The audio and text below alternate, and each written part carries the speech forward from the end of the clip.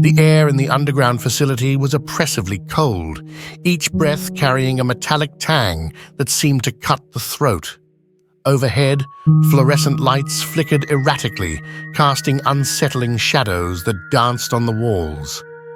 The silence was broken only by the faint, irregular hum of machines, as though the facility itself was alive and watching. Deep beneath the earth, hidden from satellites and public eyes, the facility known only as Site Omega thrummed with energy. Scientists in white lab coats scurried about like ants, their movements precise, their faces marked by a blend of fear and awe. At the heart of the sprawling labyrinth was Laboratory Delta, where the culmination of years of clandestine research stood encased in a reinforced glass chamber. Inside the chamber was Subject Omega, a humanoid figure suspended in a viscous, pale blue liquid that seemed to ripple as though alive. Its skin shimmered with a sickly, iridescent sheen, and its elongated fingers twitched, even in stasis.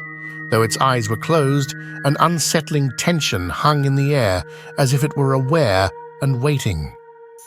Dr. Victoria Hensley, the lead geneticist, stared at the being with a mix of triumph and dread. Years ago, the project had started as a theoretical exercise, a bold attempt to merge human DNA with remnants of alien technology recovered from a crash site in the Nevada desert. The government had poured billions into the project, driven by the promise of creating the ultimate weapon, a soldier immune to disease, fatigue, and even death. But as the being took shape, it became clear they had created something far beyond their control. "Heart rate steady," announced Dr. Calvin Reed, the project's chief bioengineer. He adjusted the holographic interface floating before him. "Metabolic activity is within expected parameters. Neural activity spiking slightly, but nothing alarming." "It's adapting," Victoria murmured, her voice barely above a whisper. "Every day, it becomes more aware." Reed shot her a sidelong glance. "It's just a subject, Dr. Hensley, a product of science. Don't anthropomorphize it." Victoria didn't respond. Deep down, she wasn't sure she believed that anymore. Subject Omega was far too complex to be dismissed as a mere product. Its DNA, a carefully spliced cocktail of human and alien, had resulted in something new, something sentient. The breach began with a flicker of the lights. At first, it seemed like a routine power fluctuation, a minor hiccup in the facility's systems. But then the alarms erupted, their shrill cries slicing through the air. Red emergency lights bathed the corridors in an ominous glow, and an automated voice blared over the intercom. "Containment breach in Laboratory Delta. All personnel evacuate immediately." Victoria's heart sank. She raced toward the control room, her mind a whirlwind of possibilities. Could it be a technical failure, sabotage, or had Subject Omega finally broken free? When she burst into the control room, chaos reigned. Technicians shouted over each other, screens displayed static or erratic streams of data, and the chamber that once held Subject Omega was shattered. The viscous containment fluid pooled on the floor, mingling with shards of reinforced glass. "Where is it?"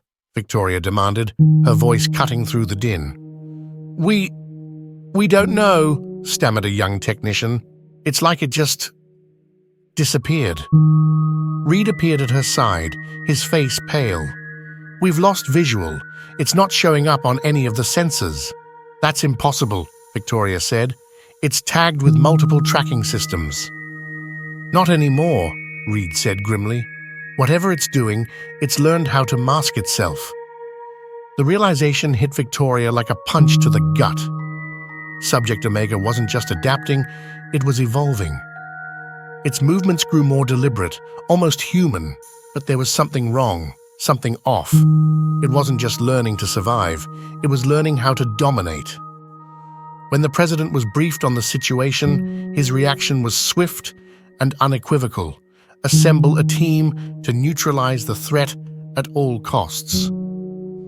Within hours, the Omega Response Unit was mobilized, a hand-picked group of the world's top specialists in fields ranging from military tactics to xenobiology.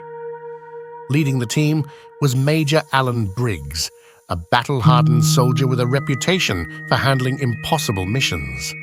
His piercing blue eyes and grizzled demeanor left no doubt that he was a man who got results. "Let's be clear about one thing," Briggs said during the team's initial briefing. "This isn't just another Black Ops mission. We're dealing with something that defies every law of biology and physics we know. If any of you aren't up for it, now's the time to back out." No one moved. The team included Dr. Elena Vasquez, a brilliant xenobiologist whose groundbreaking research on alien ecosystems had earned her a Nobel Prize, Captain Marcus Hayes, a former Navy SEAL with unparalleled expertise in close-quarters combat, Rachel Kim, a tech prodigy who had hacked into classified government systems at the age of 16 and was now one of the most sought-after cybersecurity experts in the world. And finally, Sergeant David "Ghost" Harper, a stealth operative whose ability to move undetected was the stuff of legend.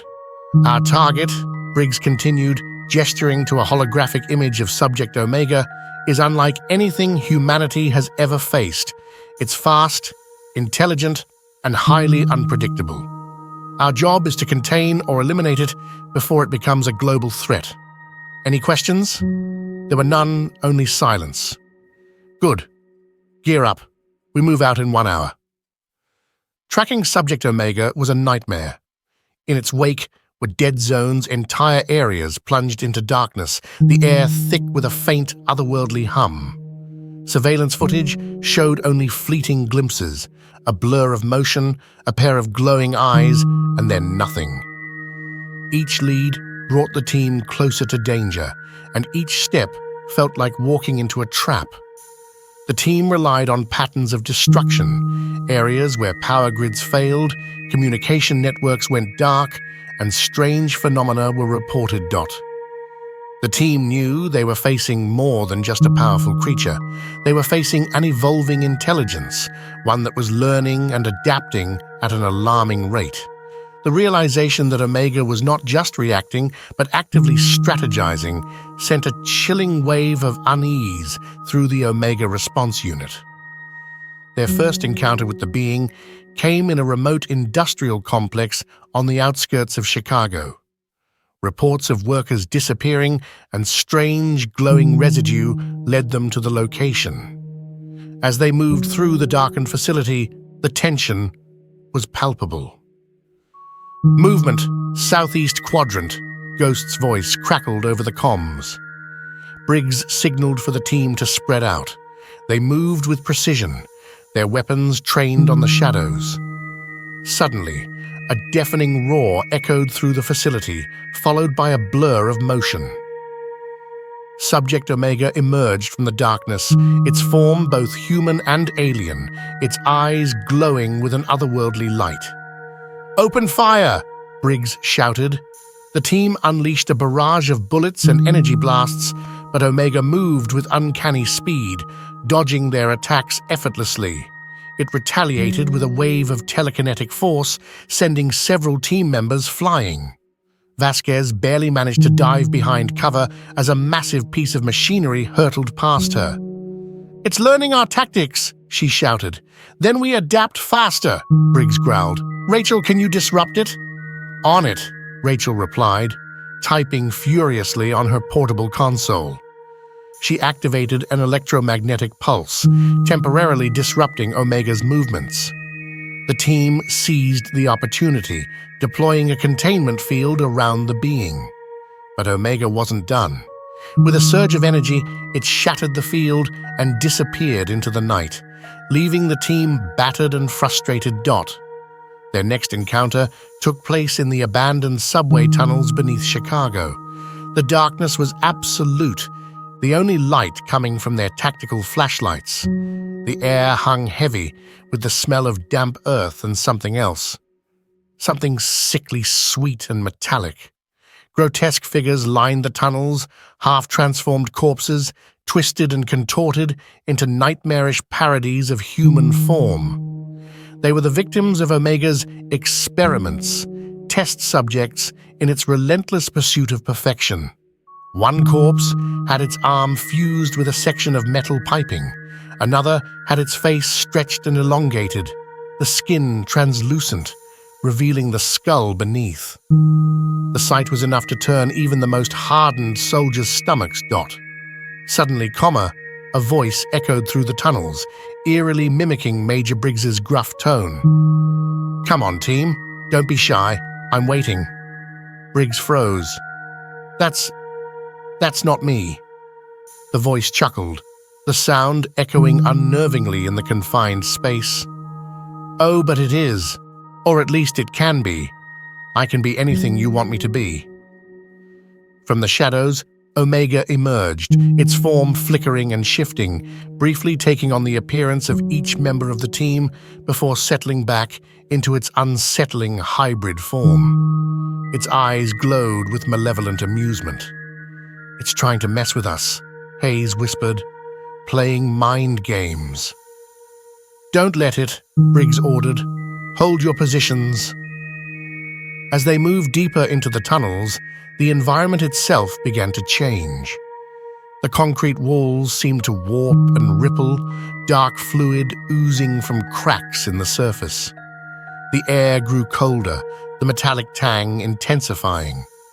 It was as if Omega was reshaping reality around itself, creating its own domain.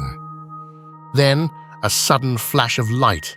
A malfunctioning emergency light flickered to life, briefly illuminating a face just behind Ghost Harper. It was Omega, its face inches from Harper's, a predatory grin plastered across its features.